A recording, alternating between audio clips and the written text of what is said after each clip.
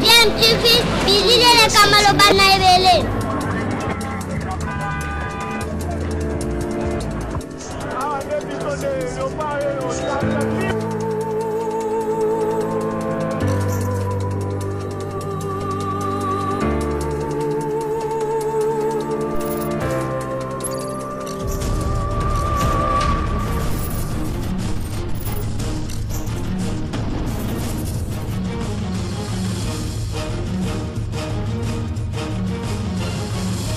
DMTV toujours en avant. Bonjour ou bonsoir, ça dépend à l'heure à laquelle vous allez nous suivre. Vous êtes en tout cas sur DMTV, votre chaîne YouTube qui vous apporte en tout cas des analyses sur des sujets d'actualité. Nous voulons échanger avec vous sur un sujet d'actualité bien évidemment. Vous le savez, le chef de l'État Félix Tshisekedi s'est adressé à la nation, mettant fin ainsi à cette longue période d'état d'urgence qui avait déjà fatigué la population. Avant d'entrer dans le vif du sujet, permettez-nous de vous rappeler qu'il faut continuer en tout cas à observer des mesures barrières pour nous permettre de mieux lutter contre cette maladie à Covid-19, la maladie qui justement a fait que l'état d'urgence soit décrété ici en République démocratique du Congo en vue de mener cette guerre contre cette maladie à Covid-19. La prévention reste notre seule alternative efficace en tout cas pour mieux combattre cette maladie. Le chef de l'État Félix Tshisekedi s'est adressé à la nation et son message, malgré que c'est passé en tout cas à une heure tardive, a eu pour conséquence en tout cas des scènes de joie observées notamment ici à Kinshasa où la population criait de joie. On nous rapporte également qu'à Matadi il y a eu des mêmes scènes où la population en tout cas exprimait sa joie après ce message du chef de l'État. Mais pourquoi la population a exprimé en tout cas une joie après ce message du chef de l'État Félix Tshisekedi? C'est ce que je vous propose de suivre, ce court extrait en tout cas de son message. Ensuite nous revenons pour faire une petite analyse et clôturer notre sujet de ce jour. Je rappelle que vous suivez DMTV. Si vous n'êtes pas encore abonné, cliquez pour vous abonner. N'oubliez pas de cliquer sur la petite cloche à côté. Elle vous permettra en tout cas d'être notifié des prochaines vidéos que nous mettrons en ligne. Suivons ce court extrait du message du chef de l'État Félix Tshisekedi. Nous revenons tout de suite après. Il doit être clairement entendu que la fin de l'état d'urgence ne veut pas dire la fin de l'épidémie de Covid-19 dans notre pays. Par contre, c'est l'indication pour toute notre nation de revenir progressivement à une vie normale tout en respectant les gestes barrières et d'autres mesures irrélatives. Il est donc question de faire l'équilibre entre notre santé physique, celle de notre économie et la stabilité de notre société. La fin de l'état d'urgence implique le retour progressif à la vie normale en respectant un certain nombre de préalables par rapport aux mesures sanitaires qui seront de stricte observation et à la reprise des activités en fonction des secteurs concernés et suivant les dispositifs mis en place par les autorités compétentes. Mes très chers compatriotes, ces préalables comprendront l'engagement des responsables à faire respecter les mesures spécifiques prises par le gouvernement, le renforcement de la sensibilisation et de la communication sur la maladie et sa prévention, ainsi que l'implication des différents acteurs engagés dans la lutte contre la Covid-19 à tous les niveaux. Quant aux mesures qui doivent accompagner le retour progressif à la vie normale, j'instruis ce qui suit. Premièrement, à partir de ce 22 juillet 2020, la reprise des activités commerciales, magasins, banques, restaurants, cafés, bars, entreprises, etc. La reprise des rassemblements, réunions et célébrations. La reprise des transports en commun. Deuxièmement, à partir du 3 août 2020, la reprise des écoles et des universités, en commençant par les classes et promotions terminales. Troisièmement, à partir du 15 août 2020, la réouverture des églises et lieux de culte, la reprise des mouvements migratoires interprovinciaux, l'ouverture des ports, aéroports et frontières, la réouverture des discothèques, stades et salles de spectacle. Toutefois, pour les funérailles, les dispositifs actuels restent maintenus et doivent être de stricte application. Dans ce contexte, il sied de préciser que les modalités pratiques de reprise dans les différents secteurs seront déterminées par les autorités nationales, provinciales et locales compétentes. S'agissant des mesures sanitaires qui doivent impérativement accompagner la reprise, je rappelle la nécessité d'observer partout et en tout temps les mesures barrières ci-après. La mise en place des dispositions de contrôle à chaque entrée impliquant la prise de température, le lavage des mains et ou l'application des gels hydroalcooliques, le port correct et obligatoire des masques dans les lieux publics, le respect de la distanciation physique, le contrôle et le suivi de l'état de santé du personnel public et privé, ainsi que la décontamination et la désinfection régulière des lieux d'activité. J'instruis le gouvernement de la République et tous les services habilités de prendre des dispositions nécessaires y afférentes. Aussi, je réaffirme mon engagement à la mise en œuvre du programme multisectoriel d'urgence et d'atténuation des impacts de la Covid-19 en République démocratique du Congo que j'ai lancé le 18 juin 2020. Ce programme, qui est toujours en cours de mise en œuvre par le gouvernement, s'articule autour des trois axes ci-après. 1. Riposte, surveillance et renforcement du système de santé. 2. Soutien à la stabilité économique et relance de la macroéconomie. 3. Atténuation des risques et soutien aux populations.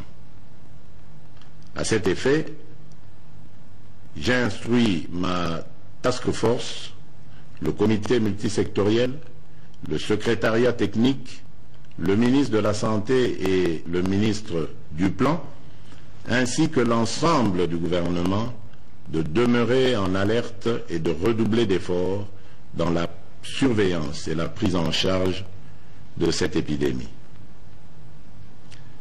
Mes très chers compatriotes, je vous invite au respect strict des mesures barrières ci-dessus décrites et aux adaptations qui vous seront proposées par le gouvernement et les services compétents afin de prévenir toute nouvelle flambée des cas qui risquent de compromettre nos efforts collectifs de contrôle de cette épidémie. J'encourage aussi tous les chercheurs dans les différents domaines à poursuivre leurs efforts dans la recherche des solutions innovantes locales pour contribuer à endiguer cette crise. J'exprime toute ma reconnaissance et tous mes encouragements aux équipes de riposte contre la Covid-19 qui, dans des conditions difficiles, ont fait et continuent de faire preuve de bravoure et de patriotisme. Je remercie aussi tous les partenaires bi- et multilatéraux qui nous assistent dans cette guerre contre la pandémie. Mes très chers compatriotes, au moment où nous amorçons une autre étape dans cette crise, je ne peux pas oublier toutes ces familles qui ont été directement victimes de ce fléau et pour lesquelles j'exprime toute ma compassion et celle de la nation tout entière. Mes pensées vont également et spécialement au personnel soignant qui, du reste, ont payé un lourd tribut en vies humaines dans l'exercice de leurs fonctions. Mes très chers compatriotes, notre devenir et notre avenir dépendront de notre conscience, de notre comportement, de notre discipline et de notre solidarité, sans oublier notre profonde confiance et notre foi en la grâce divine. Que Dieu bénisse la République démocratique du Congo. Je vous remercie.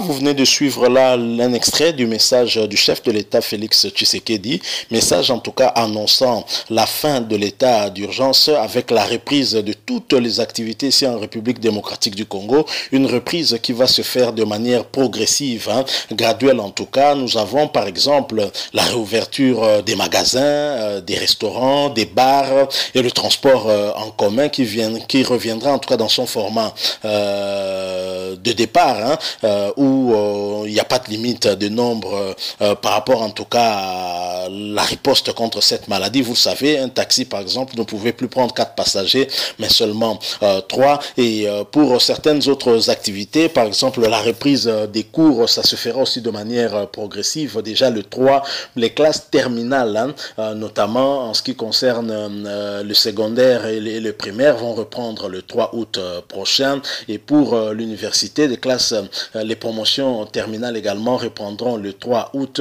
et le 15 nous avons la reprise des églises, des activités au niveau des églises, des cultes donc, et d'autres événements tels que des fêtes, mais également aussi la réouverture, en tout cas on va dire des frontières entre provinces, où finalement les voyageurs pourront maintenant circuler librement entre toutes les provinces, et cela à partir du 15 août.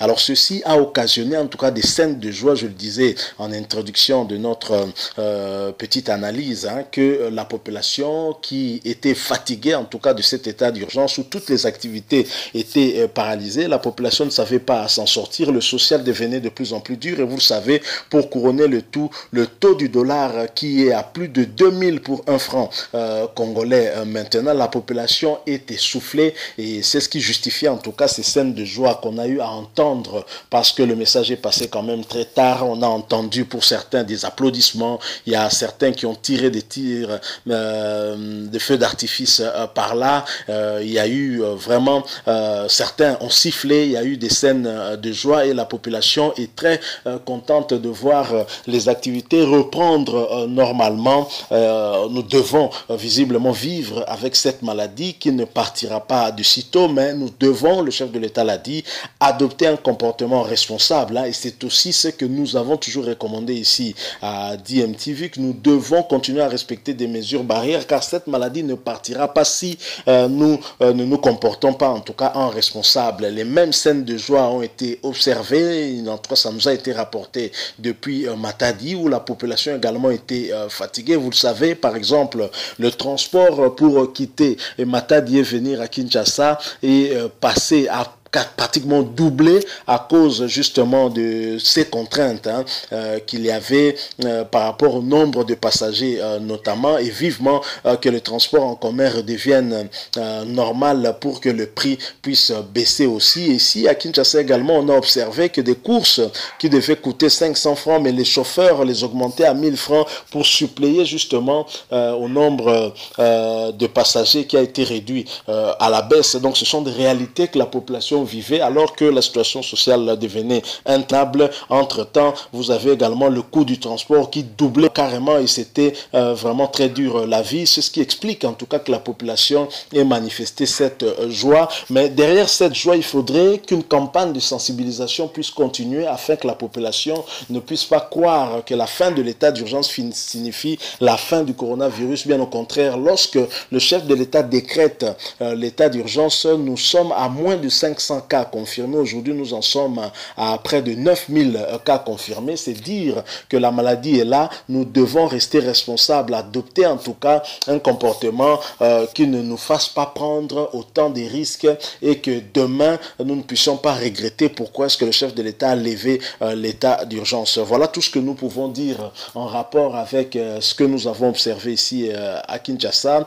Bien évidemment, la population heureuse de voir l'état d'urgence finir, que les activités économiques essaient un tout petit peu de reprendre afin que nous puissions en tout cas tous un peu respirer. Nous arrivons à la fin. Si vous avez aimé notre analyse, notre petite analyse en tout cas, laissez-nous un like et un commentaire, pourquoi pas, mais surtout abonnez-vous sur cette chaîne DMTV. N'oubliez pas de cliquer sur la petite cloche à côté. Elle vous permettra en tout cas d'être notifié des prochaines vidéos que nous mettrons en ligne. Le coronavirus est là, l'état d'urgence est levé à cause de cette maladie justement. Ça a été décrété à cause de la maladie et c'est levé toujours à cause de la maladie parce qu'il y a des conséquences sur le plan économique et même social et le chef de l'État n'avait peut-être pas d'autre choix que de lever pour permettre aussi à sa population de souffler un tout petit peu. Respectons des mesures barrières, la prévention reste notre seule alternative pour lutter efficacement contre cette maladie. Merci encore une fois de nous avoir prêté un peu de votre temps pour écouter,